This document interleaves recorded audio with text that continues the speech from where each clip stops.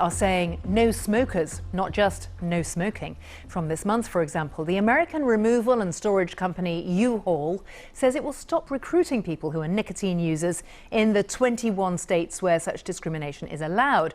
U-Haul says its existing staff won't be affected, but from now on, new applicants must consent to a nicotine screening. So we're asking, should employers be allowed to ban smokers or otherwise discriminate against them?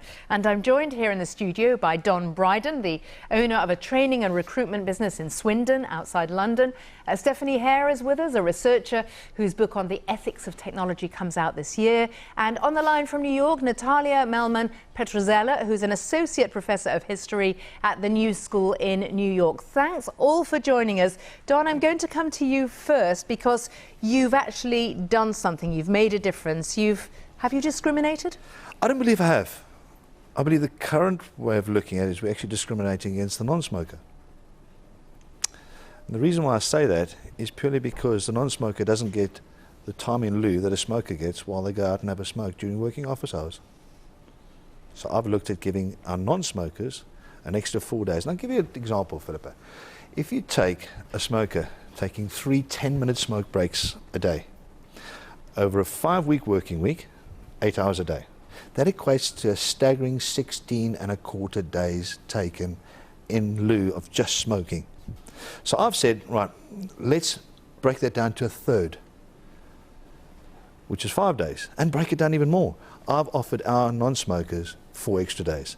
And the reason why I've offered the non-smokers is not just to give them something else, it's also to encourage the smoker to stop smoking. Because let's face it, a healthier work environment, a healthier person is a healthier work environment.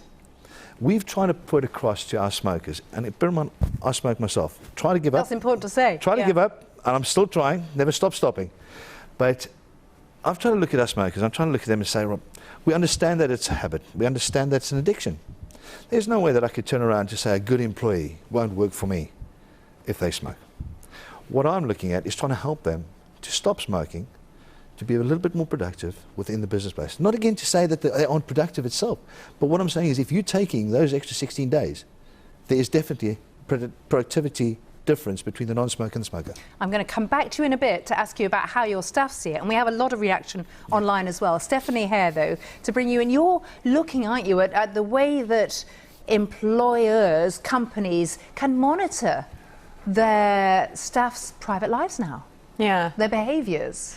Well, I thought it was really interesting in your introduction, this contradiction of the phrase that people must consent to a test.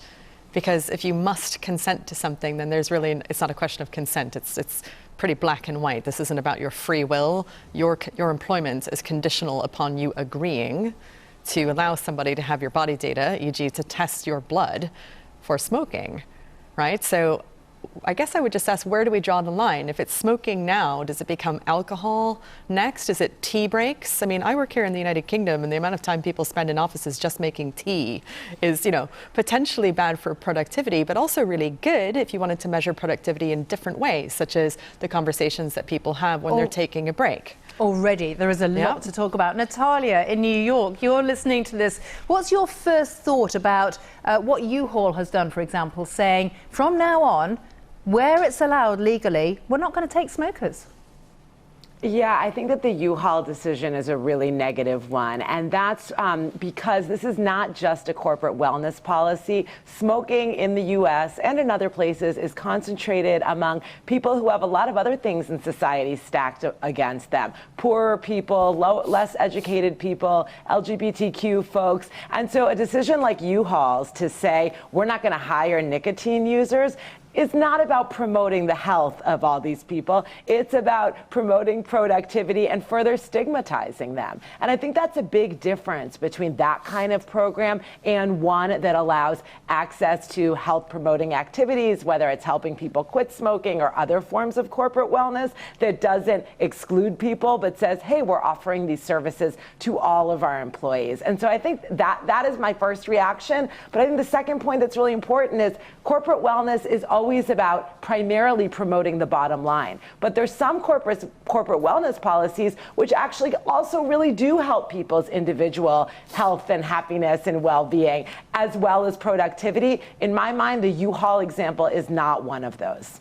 OK, let's come back to Don's example, what's happened with your company. What was the staff reaction, especially those who are smokers? I think it actually created quite a lot of banter, if I may call it that. We had the non-smokers saying to them, oh, we're going to get extra 4 days. And our smokers going, well, we're going to have to stop smoking, but I can't. Can you help us? So there, what we put in place there is we thought, well, I've had phone calls from hypnotherapists. I've had phone calls from certain different types of individuals that say they've got the miracle cure of stopping smoking. First of all, to stop smoking, you're going to want to. So there's loads of focus on your firm now. Load of focus. Everyone's offering me their services on it. But first of all, to stop smoking, you're going to want to stop smoking. I've got to say that I totally agree with the lady in New York, Natalia, purely because I think that to stigmatise anybody is absolutely crazy. What we try to do, what I'm trying to do, is I'm trying to level the playing field out. And you've got to bear in mind that with me offering 4 extra days to our non-smokers is costing me and my business. Yeah. So I'm trying to create something. I'm trying to look at ways to think outside the box where I can create a healthier working environment.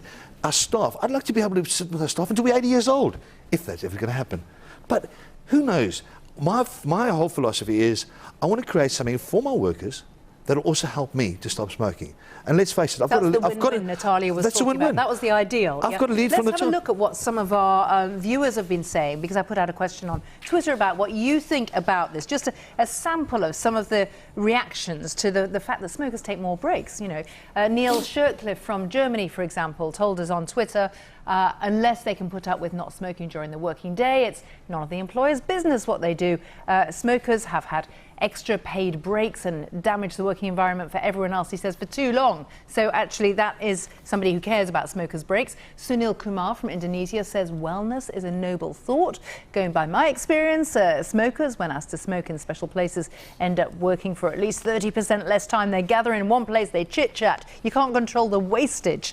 There was a lot of Twitter tweets like that. Tilly, though, from England says, as an ex-smoker, I didn't smoke whilst at work. Not all smokers take extra breaks. Company policies could stipulate no smoking, but she says, I think it's unfair to not employ somebody because they're a smoker. Anthony Veach also just has said, from England, again, they're going to miss a lot of talent. Stephanie, I want to come back to you with this thought that what Don is doing is a nudge, is a rewarding good or healthier behaviour rather than a penalty. And I guess the way round that you approach it matters. Yeah, I think there's something about this idea of, you know, why smoking? If you wanted to focus on boosting somebody's productivity, you might want to insist that they get 8 hours of sleep per night, and then you would want to put a Fitbit or some sort of device on them to monitor that. And then there's this question of productivity being measured as something like, are you working your 8 hours a day, and therefore the smoking breaks are taking away from that. Whereas if you had a results-oriented approach, if your smokers are meeting their targets, who cares how they do it? If they need to stay a little bit later, maybe they're just really efficient, and because they're smoking or not, they can get their targets met within 6 hours of work rather than 8.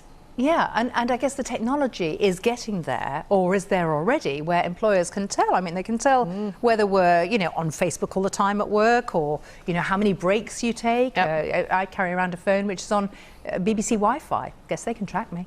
Yeah, I mean, that's the thing, is that this is really part and parcel. I love, by the way, that you're encouraging healthy behavior in your workplace. I think that's great.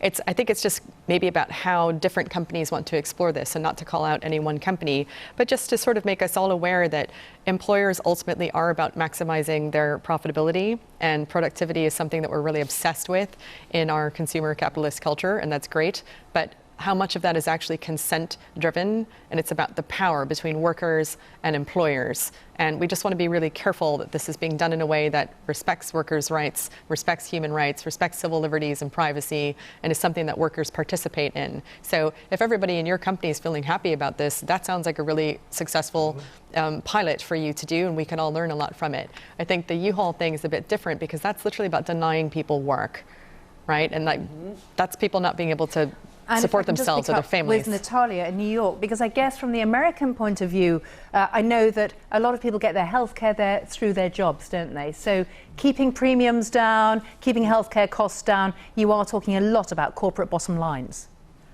Absolutely, you are, but a decision like U-Haul's is stigmatizing all of these people who already have a tough time getting access to health care and various other social benefits. So I think that that's really important, and I think, you know, to Stephanie's point as well, I think to build on that, that one of the reasons I think we have to be so vigilant about these corporate wellness programs is they tend, unlike other productivity initiatives, to be wrapped up in this really rosy rhetoric about like the well-being of the individual. And it sounds like that, right? Like, who's against a cleaner work environment? Who's against meditation seminars or a Fitbit given by your employer? Lots of those things, you know, can lead to objectively good outcomes for individuals.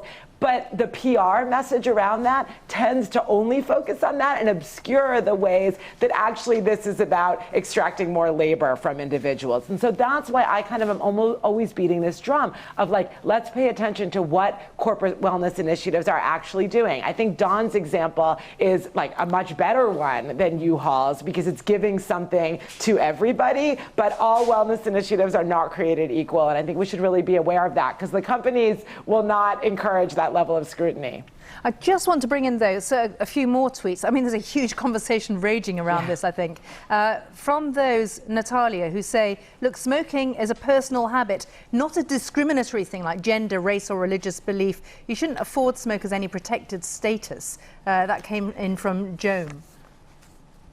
Yeah, but you know, it is an addiction as well. And so whereas, yes, I don't think being a smoker is an identity like being a woman, I do think that we should be very, very hesitant to allow workplaces to kind of categorize us and make decisions about our suitability for employment or anything else based on our personal habits and our bodily habits. I mean, it's a slippery slope. What's next? What sort of disability do you have? Do you exercise or not? Do exercisers get better benefits? I mean, to me, like, it's a slippery slope in that regard. Let's bring Don in.